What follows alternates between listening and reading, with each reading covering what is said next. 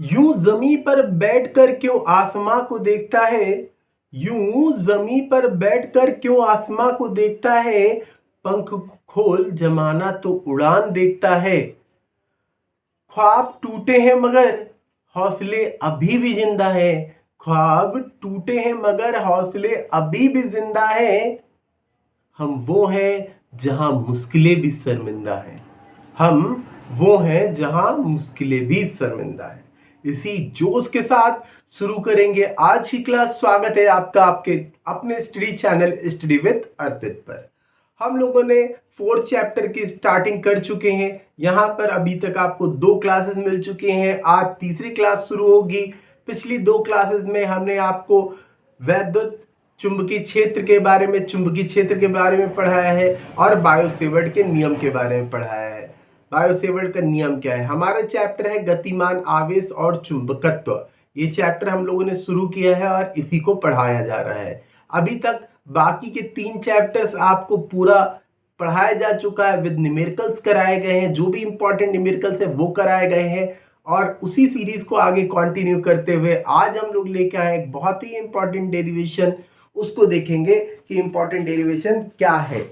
देखिए यहाँ पर आपको दिया हुआ है, कह रहा है कि लंबे रिज रेखीय धारावाही तार से उत्पन्न चुंबकीय क्षेत्र का व्यंजक बताना है आपको। कह रहा है लंबे रिज रेखीय धारावाही तार से उत्पन्न चुंबकीय क्षेत्र का व्यंजक। Magnetic field due to a long straight current carrying wire, इसकी बात कर रहा है। यहाँ पर एक हमारे पास वायर होगा और उस वायर में जो करंट फ्लो हो रहा है उसके कारण जो चुंबकीय क्षेत्र है उत्पन्न होता है उसकी बात कर रहा है। ठीक है, तो जैसे कि मान लेते हैं कि कोई वायर हमारे पास है, ये कोई वायर है और ये वायर स्ट्रेट सीधा बिल्कुल ऐसे वायर यहाँ पर है। ठीक, और इसमें कोई करंट फ्लो हो रहा है, इसमें कोई करंट फ्लो हो रहा है। अब करंट फ्लो होगा तो मतलब क्या, इसके चारों ओर मैग्नेटिक फील्ड बन जाएगी, नहीं बन जाएगी? इसके चारों ओर क्या बनेगी? मैग्नेटिक फील्ड बन जाएगी। तो उसी को लेकर यहाँ पर हमें क्या करना है, यहाँ पे ड्राइव करना है, फॉर्मूला ड्राइव करना है। तो यहाँ पर मान लेते हैं कि एक हमारे पास कोई वायर है, ये कोई वायर हमने मान लिया, ये स्ट्रेट वायर हमारा कोई है। ठीक है, अब इसकी कुछ लंबाई होगी, एल लंबाई मान लेते हैं, कोई एल लंबाई का एक रिज रेखीय एक सीधा कोई तार है और इस तार में क्या है, इस तार में आई एम्पियर का करंट फ्लो हो रहा है। कितना फ्लो हो रहा है? आई एम्पियर का करंट फ्लो हो रहा है। यहाँ पर आप समझिएगा, अब आई एम्पियर का करंट फ्लो हो रहा है तो इसका मतलब क्या है कि इसके चारों ओर एक फील्ड तैयार हो रही होगी। इसके चारों ओर क्या हो गए, एक मैग्नेटिक फील्ड एक तैयार हो रही होगी। एक मैग्नेटिक फील्ड आपको इसके चारों ओर तैयार होगी। अब क्वेश्चन में हमें क्या बताना है, इसी के लिए चुंबकीय क्षेत्र का व्यंजक बताना है। तो एक तार हमने माना, तार की लंबाई है एल मान लेते हैं और तार में बहने वाली धारा कितनी है, आई।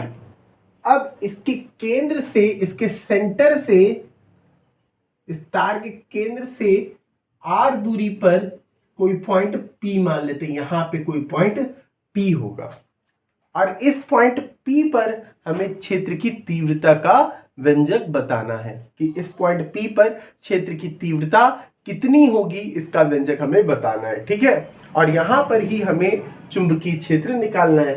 तो मान लेते हैं, देखिए चुंबकीय क्षेत्र इसके क्या होगा, लंबवत होगा ऐसे। तो क्या कहता है कि यहां पर जो चुंबकीय क्षेत्र है, यहाँ 2 कंडीशन है। पहली कंडीशन, चुंबकीय क्षेत्र जो होगा बी वो बहने वाली धारा आई के अनुक्रमानुपाती होगा। मतलब कि जितनी ज्यादा धारा बहेगी, जितनी प्रबल धारा बहेगी, उतना ही अधिक इसका चुंबकीय क्षेत्र होगा। और दूसरी बात क्या कह रहा है कि इनके बीच की दूरी के व्युत्क्रमानुपाती होता है। मतलब ये पॉइंट पी जितना दूर होगा, इस तार से पॉइंट पी जितना दूर होगा वहां पर तीव्रता उतनी ही कम होगी। तो पहले पे कह रहा है कि बी अनुक्रमानुपाती है धारा के और बी व्युत्क्रमानुपाती है किसके, यहां की दूरी के।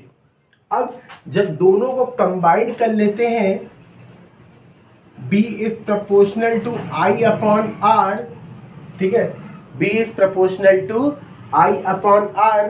जब प्रोपोर्शनल का साइन हटता है तो क्या आ जाएगा, यहाँ पर कांस्टेंट आ जाएगा, यहाँ पर क्या आ जाएगा, एक कांस्टेंट आ जाएगा K, क्या आ जाएगा, कांस्टेंट K आ जाएगा। और यहां पर कांस्टेंट K की वैल्यू होगी म्यू नॉट अपॉन 2 पाई, और यहां पर I अपॉन R हो जाएगा, mu naught upon 2 pi I upon R।